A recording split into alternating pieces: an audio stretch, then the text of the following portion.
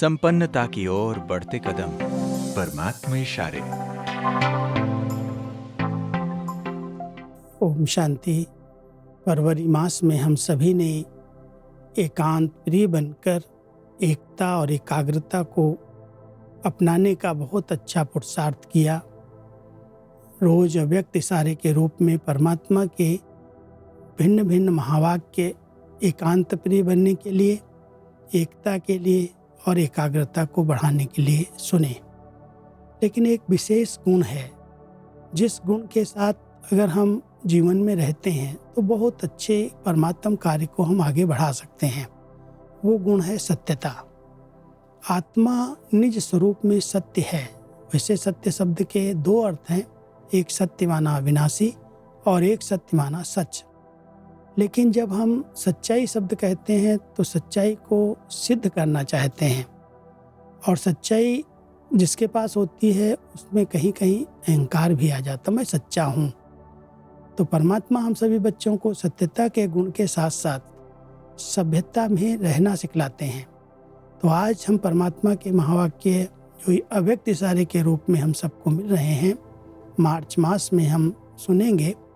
परमात्मा कह रहे हैं, बच्चे, ब्राह्मण जीवन में फर्स्ट नंबर की कल्चर है सत्यता और सभ्यता। तो हर एक के चेहरे और चलन में ये ब्राह्मण कल्चर प्रत्यक्ष हो। हर ब्राह्मण मुस्कुराता हुआ हर एक से संबंध संपर्क में आए। कोई कैसा भी हो, आप अपना ये कल्चर कभी नहीं छोड़ो तो सहज परमात्म प्रत्यक्षता के निमित्त बन जाएंगे।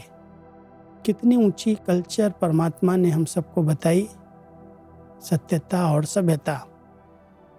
परमात्मा हम सभी बच्चों को सत्य स्वरूप में स्थित रहना सिखाते हैं। जितना हम अपने आत्मिक स्वरूप में स्थित हैं उतने सच्चे हैं, और उस आत्मिक स्वरूप में स्थित रहने से सत्यता भी आती है। लेकिन उस सत्यता के साथ साथ ध्यान रहे हर बोल में, हर चलन, चेहरे में सभ्यता दिखाई दे। जितनी सभ्यता हम अपने जीवन में अपनाते हैं, सभ्यतापूर्ण व्यवहार करते हैं, सत्यता के साथ सभ्यता को लेकर के चलते हैं, उतना ही हम हर कार्य में, हर सेवा में सफलता को प्राप्त करते हैं।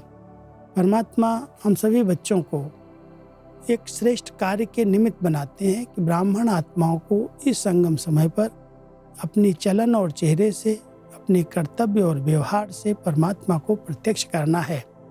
और प्रत्यक्ष तभी हम कर सकेंगे जब हमारे चेहरे और चलन में, हमारे व्यवहार में सत्यता होगी, और सत्यता के साथ साथ सभ्यता को हम धारण करेंगे। तो ये हमारे इस ब्राह्मण जीवन की कल्चर है, और इस कल्चर को हम सबको अपनाना ही है। ओम शांति।